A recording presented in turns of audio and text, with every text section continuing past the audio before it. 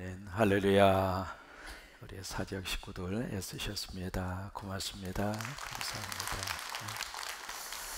서로 한번 축복하실까요? 오늘도 함께 여행을 하게 돼서 행복합니다. 이사야 당시의 그 상황은 굉장히 국제적으로도 국내적으로도 여러 가지 많은 불안적인 요소를 가지고 있었죠. 지도를 좀 꼭 기억을 했으면 좋겠습니다. 처음에 뭘 그리죠? 빵떡을 그리고 새벽부터 떡을 좀 잡수셔야 되잖아요. 그 다음에 뭘 꽂아요? 삼지창을 꽂고 그 다음에 뭘 그리죠? 돼지 족발. 족발이 참 맛있어요. 그 다음에 위로 올라가서 뭘 그리죠? 닭 다리를 그리고 위에다가 코브라를 그리고 코브라 혀를 그리고 이쪽이 이제 바로 지중해라고 하는 바다이고 여기는 바로 무슨 바다죠? 홍해라고 하는 바다이고 여기는 이제 페르시아 만입니다.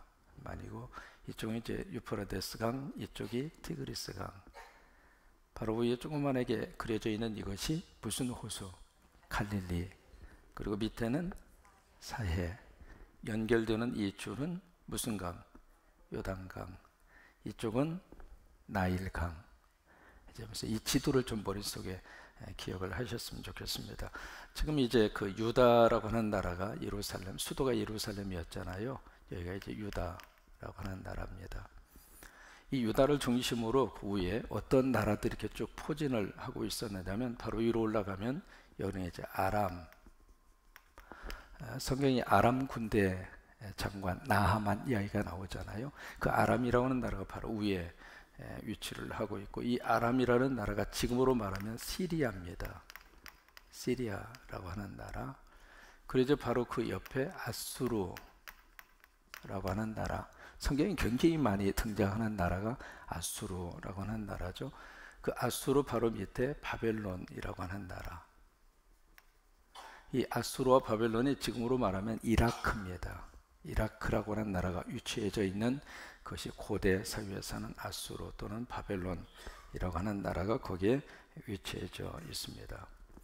그 다음에 이제 여기 갈릴리를 중심으로 밑에 이쪽에 쪼르르 세 나라가 위치해져 있었는데 이쪽에 이제 모압, 그 다음에 암몬, 그 다음에 에돔.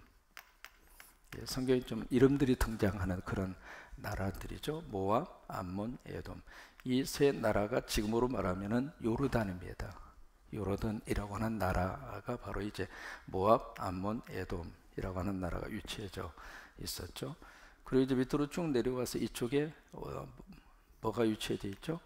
애굽이라고 하는 나라입니다. 그러니까 이 유다라고 하는 나라는 이쪽으로는 바다가 딱 막고 있고 그리고 바로 이제 옆에 주변 국가들에 의해서 계속 끊임없이 유다는 어려움을 당해요.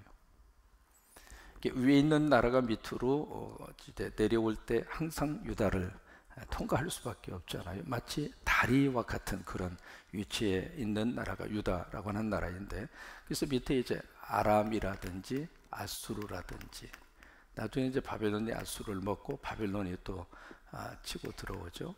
그 다음에 애굽이라고 하는 나라가 위로 치고 올라갈 때 반드시 유다를 통하게 되어져 있습니다. 그러니까 국제적으로 이 유다라고 하는 나라가 지금 이사야 선지자가 예언자가 활동을 할 그 당시 유다 나라는 위에서부터 내려 누르고 밑에서 지금 치고 올라오고 이런 상황 속에 처해져 있는 나라가 지금 유다라고 하는 이 나라의 국제적인 정서의 특징입니다. 어떤 의미에서 보면 우리 한국의 역사가 똑같아요. 여러분 한국도 똑같잖아요.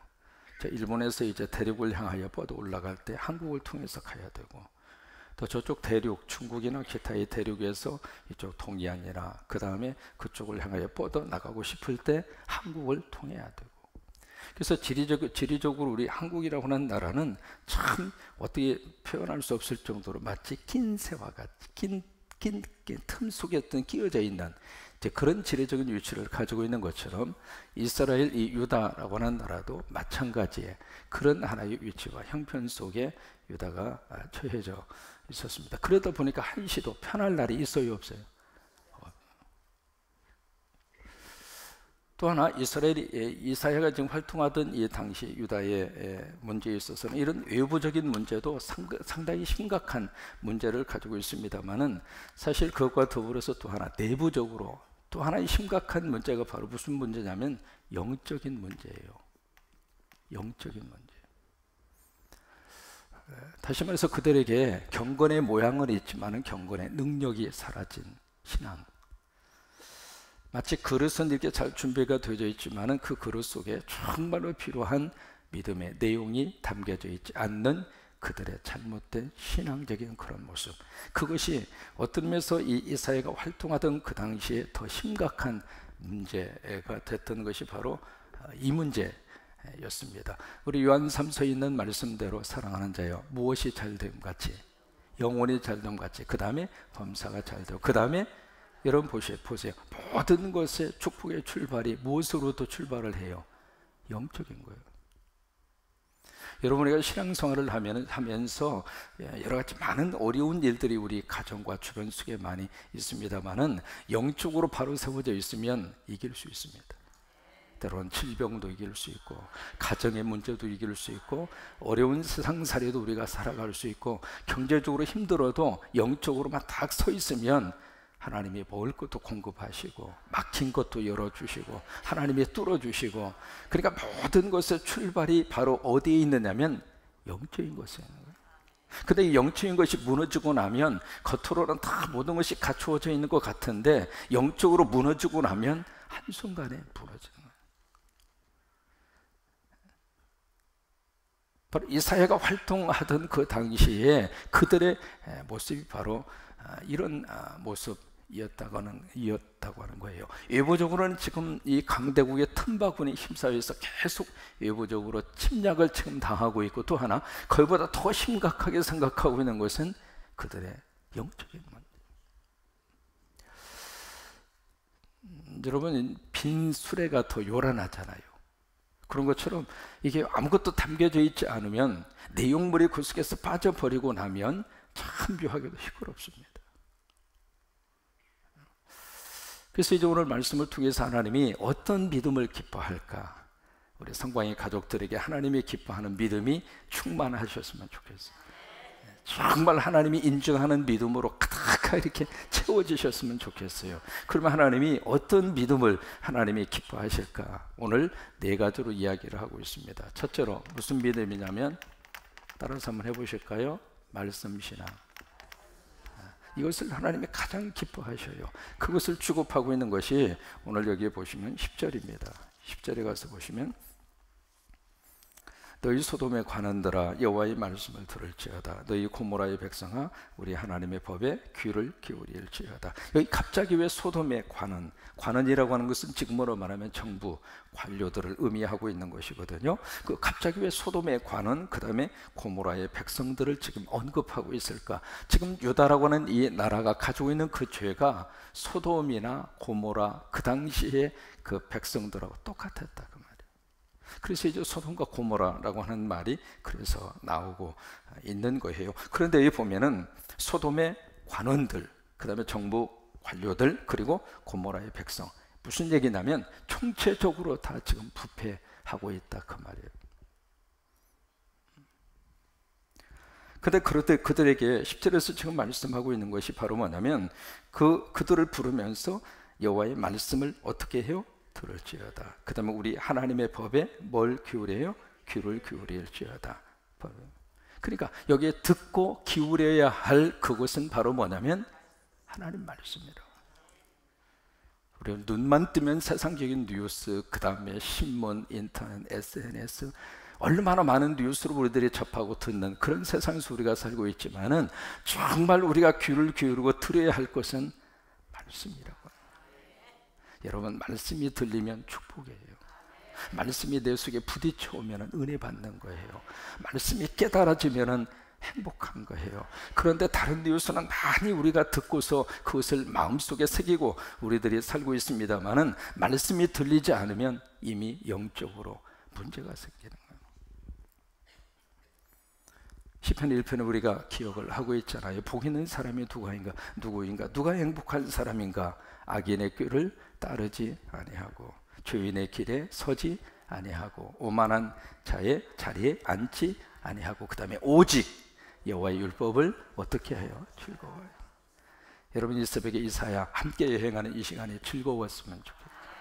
정말 이사야와 함께 떠나는 이 새벽 여행이 때로는 그 말씀 자체가 불편하게 느껴질 수도 있고. 왜요? 이사야를 통해서 하나님이 얼마나 예리하게 우리의 가장 깊은 상처와 영혼의 상태를 찌르는지 몰라요.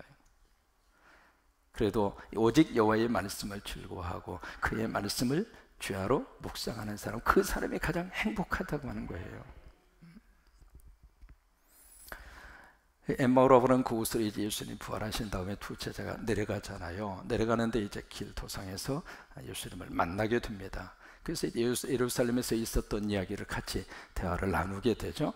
근데 거기에 쭉 하시다가 예수님이 그들에게 구약으로부터 시작을 해서 예수 그리스도와 메시아에 대한 말씀을 쭉 그들에게 해석을 해줍니다. 지금으로 말하면 강의 설교를 그들에게 해주신 거예요. 이제 그러고 나서 예수님이 이제 그들의 눈에서 사라지게 되는데, 나중에 그 예수님의 강의 설교를 들은 그 제자들의 고백이 나옵니다. 무슨 고백이 나오느냐면, 우리에게 말씀을 풀어주실 때에 우리 마음이 뜨겁지 아니하냐. 거기 보시면 우리 마음이 뜨겁지 아니한가, 그것을 영어 번역을 보시면 참 재밌게 그렇게 표현을 했습니다. 뭐냐면 our heart.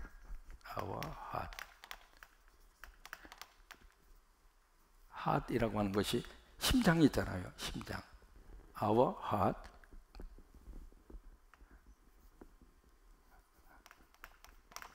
burning이라고 하는 말을 burning. 불이 탔다 이 말.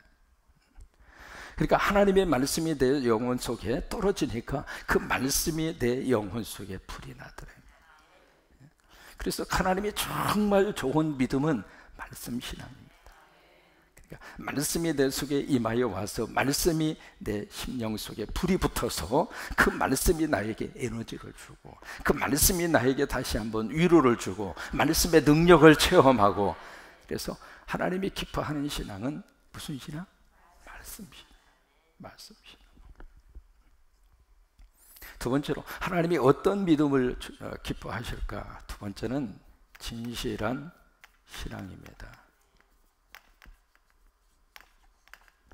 11절로 12절의 말씀을 보실까요? 11절 12절에 보시면 여호와께서 말씀하시되 너희의 무수한 재물이 내게 무엇이 유익하냐. 이게 재물은 이제 번제, 소제, 화목제, 속죄제, 속건제, 그 제사가 있잖아요. 그 제사를 드릴 때 하나님 앞에 바쳐지는 재물들을 의미를 하고 있습니다. 근데 그 재물이 나에게 무슨 유익이 되겠는고, 나는 수양의 번제와 살찐 짐승의 기름에 배불렀고 나는 수송아지나 어린 양이나 순염소의 피를 기뻐하지 아니하노라. 너희가 내 앞에 보이려 오니 이것을 누가 너희에게 요구하였느냐. 그 다음에 뭐라고 지적을 하세요? 내 마당만 밟아뿐이라.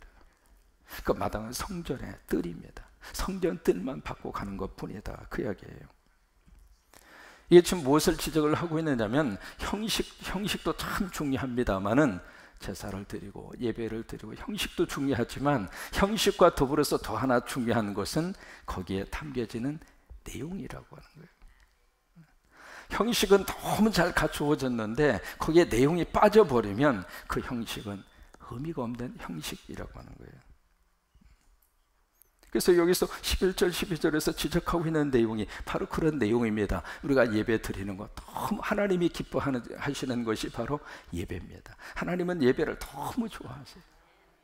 그래서 예배 드리는 자를 하나님이 찾으신다, 그렇게 말씀을 하고 있잖아요. 그러니까 하나님이 예배 드리는 여러분들을 너무 기쁘게 생각하세요. 그 하나님이 그 예배를 받으시기를 너무 좋아하세요. 그 예배 드리는 것이 참 중요하면서 또 하나, 예배를 드릴 때 우리 마음속에 꼭 잊어버려서는 안 되는 것이 바로 뭐냐면 예배를 드리는 우리 마음의 자세입니다. 그 마음의 자세 속에 뭐가 필요하냐면 하나님과의 깊은 교제, 우리가 찬송하고 기도하고 그 순서에 따라서 하는 것과 더불어서 그 찬송을 통해서 하나님 만나고, 찬송의 가사를 통해서 하나님 만나고, 기도를 통해서 하나님을 느끼고, 그것이 이제 영적인 어떤 깊은 하나님과의 교제, 그것이 예배라고 하는 형식과 더불어서 중요하게 들어가야 할, 빠져서는 안 되는 핵심 내용이라고 하는 거예요. 예배가 자기 만족으로 흘러가면 안 됩니다. 예배가 자기 감정에 몰입하는 시간으로 예배가 흘러가서도 안 됩니다. 예배의 가장 중요한 중심적인 분은 하나님이시잖아요. 그래서 예수 그리스도가 자꾸 이렇게 드러나는 예배가 가장 하나님이 기뻐하는 예배입니다. 변호산에 이제 베드로, 야고보, 요한이 예수님과 같이 변호산에 올라갔잖아요. 그들의 앞에서 예수님이 변합니다. 변하고 나서 이제 모세, 엘리야, 그리고 예수님 같이 이렇게 나타나서 그 모습을 베드로, 야고보, 요한이 보게 되잖아요. 천국에서 일어나는 현상을 잠깐 보여준 거예요. 그 모습이 너무 좋아서 사람이 천국을 보고 나면 이 세상이 시시하다는 거예요. 시시. 저는 이제 그 살림 한바당 잔치 때 그 사진을 찍으신 집사님 있잖아요. 현대칼라에 사진 찍는 집사님. 그분이 제 옆에 오셔가지고 목사님 나에게 사진 찍게 돼서 너무 행복해요 그러시더라고. 대장암 4기였다고 그래요. 항암 주사를 몇 번 맞으셨다고 그러더라. 항암 주사를 맞을 수 있는 것만큼 최대한으로 맞으신 거예요. 그래서 이제 4일 동안 완전히 인사불성이셨는데 그 순간에 천국을 봤고 지옥을 보셨다는 거예요. 그리고 하는 말이, 목사님 천국 가서 너무 천국이 그렇게 좋은 줄 몰랐다는 거예요. 그리고 우리가 천국을 보고 나면 이 땅에서 이 땅의 모든 것들이 별로 그렇게 시시하게 보이는 거예요. 왜? 천국이 너무 좋으니까. 그래서 변호사는 이제 그 모습을 예수님이 이제 보여주시는데, 그 모습을 보고 베드로가 너무 좋아서 여기 있는 것이 좋사오니 추마 셋을 지어서, 주를 위해서, 모세를 위해서, 엘리야를 위해서. 근데 그 다음 말이 참 중요합니다. 베드로가 자기가 무슨 말을 하는지를 자기도 몰랐다고 그랬어요. 그러고 나서 이제 그러고 있는데, 그러면서 너무 두려움 속에 근데 갑자기 하늘에서 막 음성이 들리잖아요.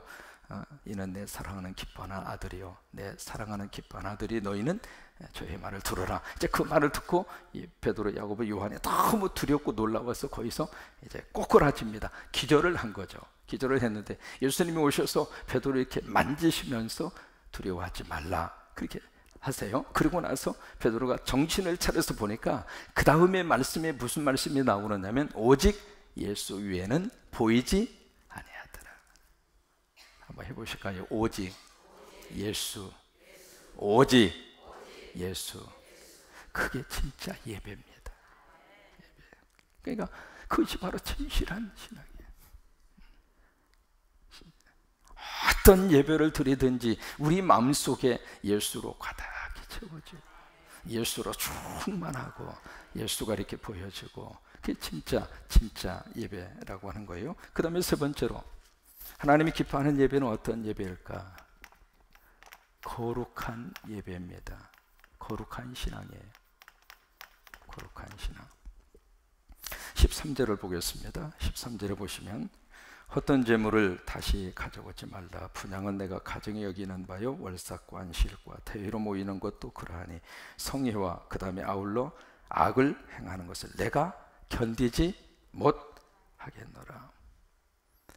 그러니까 예배 드리고 나서 바로 가서 그 행동 자체가 지금 자꾸 죄를 범하고 악한 길로 행하고, 그것에 대해서 하나님이 견디지 못할 정도다 그 말이에요. 무슨 얘기냐면, 하나님이 예배라고 하는 이 모습과 더불어서 그 다음에 하나님이 기뻐하시는 신앙은 삶으로 이어지는 신앙이에요. 그 삶으로 이어지는 신앙의 그 대표적인 단어가 무슨 단어냐면 거룩이라는 단어예요. 거룩. 그러니까 진짜 예배는 교회당에서 이루어지는 예배와 더불어서, 진짜 예배는 어디서 이루어지는가? 이게요, 주차장 가서 보면 알아요. 그래도 우리 교회는 참 하나님이 감사하게 공용 주차장을 다 준비하셔서 그거 볼 때마다 우리 주차장입니다. 여러분 거기 휴지 있으면 주우세요. 왜? 우리 주차장이니까. 그래서 이제 널찍한 주차장으로서 너무 감사한데요. 이게요, 비좁은 주차장 속에 딱 들어가서 보면은 예배, 참 은혜 가운데 예배를 마치고 하나님의 말씀으로 찬양으로 너무 기쁨과 행복한 마음을 가지고 있다가 주차장에 딱 가서 만약에 내 차 옆에 누가 딱 가로막고 있으면 그때부터 이거 뭐 그냥 상상할 수 없을 정도로 거기서도 예배가 이루어져요. 주차장에서도. 그리고 정말 우리 예배는 또 어디서 이루어져야 되는가? 가정에서 이루어져요. 교회에서만 예배 드리고 끝나는 게 아니거든요. 그러니까 여기 13절의 말씀이 하나님이 그것을 지금 말씀을 하시고 있는 거예요. 성회와 아울러 악을 행하는 것을 내가 견디지 못하겠노라. 하나님이 기뻐하는 신앙, 거룩한 신앙. 그래서 죄에 대해서 아주 민감하고 죄에 대해서 아주 마음속에 예민한 마음, 예민한 그런 마음을 가지고 사는 신앙, 이것이 거룩한 신앙입니다. 그 다음에 네 번째로 하나님이 어떤 신앙을 좋아하실까? 행함의 신앙입니다. 행함의 신앙. 여기 16절에 보시면은 16절, 17절에 보시면은 너희는 스스로 씻으며 거기다 표시를 한번 해보세요. 씻으며 스스로 깨끗하게 하며에다가 표시를 해보시고 내 목절에서 너희 악한 행실을 버리며 거기다 표시를 해보시고 행악을 그치고 거기다 표시를 해보시고 선행을 배우며에다가 표시해 보시고 정의를 구하며에다가 학대받는 자를 도와주며에다가 고아를 위해서 신원하며에다가 과부를 위하여 변호하라. 여기 보시면 16절부터 씻으며 깨끗하게 하며 버리며 그치고 배우며 구하며 도와주며 신원하며 변호하라. 이게 바로 무슨 내용들이냐면 모두가 다 이 자체가 지금 행동입니다. 행동. 그러니까 지금 바로 이게 바로 뭐냐면 여기 이 행동의 단어들이 쭉 16절부터 17절까지 나오는 이유는 하나님이 기뻐하는 신앙이 바로 이거라고 하는 거예요. 행함에 있는 신앙.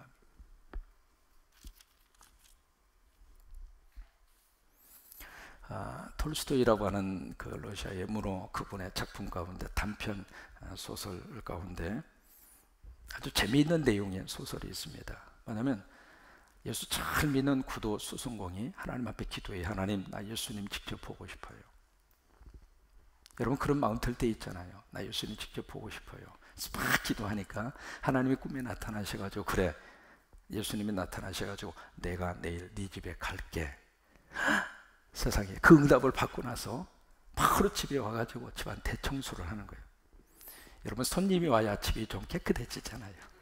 그래서 구석구석마다 주님이 오신다고 그러니까 구석구석마다 다 깨끗이 청소하고 여기도 청소하고 저기도 청소하고 또 이제 예수님이 드실 수 있도록 그냥 맛있는 정성을 다해서 식탁을 다 준비하고 그러고 나서 이제 나오나 저저 나오나 그렇게 주님을 기다리는 거예요.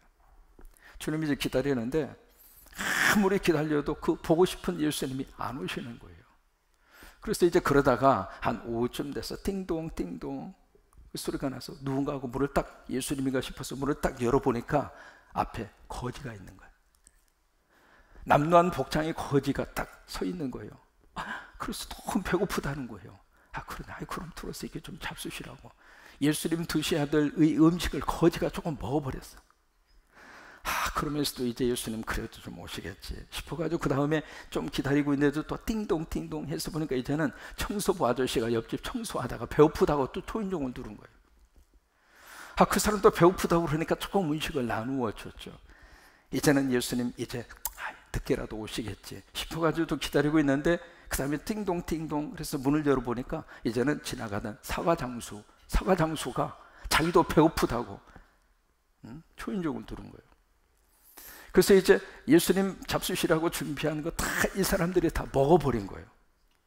그리고 허탈감에 예수님이 나한테 거짓으로 하셨구나 그 생각이 들어서 허탈감에 이렇게 밤에 잠을 자는데, 그 밤에 예수님이 다시 꿈에 나타나신 거예요. 나타나가지고 사랑하는 종아, 내가 어제 네 집에 3번 갔는데 3번 갔는데 내가 배불리 먹을 수 있도록 나에게 그렇게 해주어서 참 고맙다. 네가 나를 정말로 사랑하는구나. 그 지금 3번 왔던 처음에 거지, 그 다음에 청소부, 그 다음에 사과장수, 이 3사람이 바로 누구라는 얘기? 예수님이라는 얘기.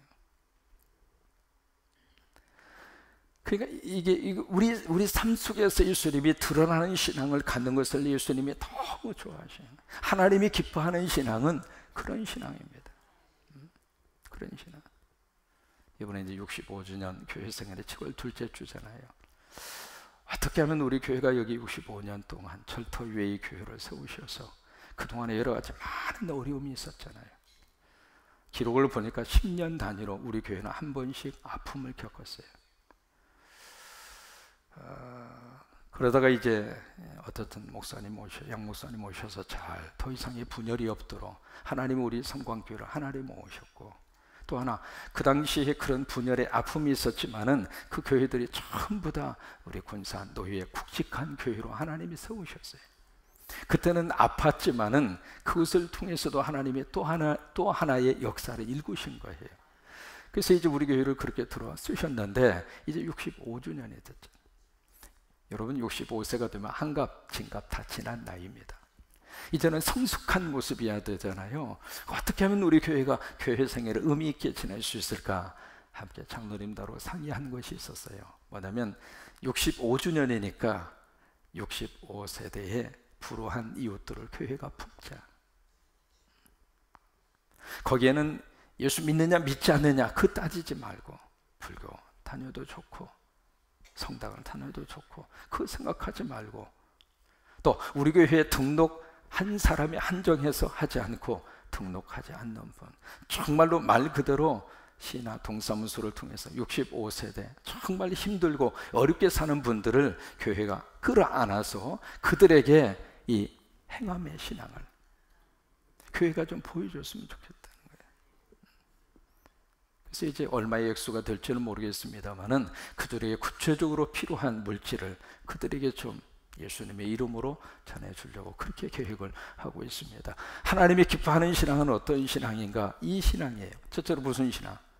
말씀 신앙. 두 번째는 신신앙. 세 번째는, 네 번째는 그래요. 이 신앙을 하나님이 가장 기뻐하세요.